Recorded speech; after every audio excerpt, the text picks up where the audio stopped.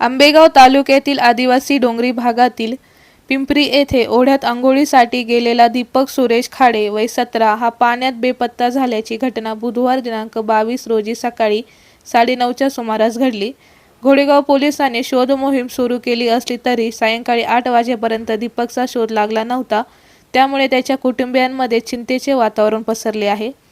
दीपक खाडे आणि त्याचा मोठा भाऊ विकास सुरेश खाडे वय 24 हे पावसाचे प्रमाण वाढत असल्याने शेतीपंपाचे नुकसान होऊ नये यासाठी मोटर काढण्यासाठी ओढ्याकडे गेले होते।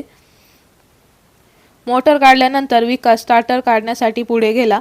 त्यावेळी दीपकने ओढ्यात अंघोळ करण्यासाठी कपडे, चप्पल आणि मोबाईल काठावर ठेवून पाण्यात प्रवेश केला। बराच वेळ होऊनही तो परत न आल्याने विकासने शोध घेतला, मात्र खाटावर फक्त त्याचे कपडे, चप्पल आणि मोबाईल आढळून आले। त्यानंतर नातेवाईक आणि घोडेगाव पोलिसांना घटनेची माहिती देण्यात आली।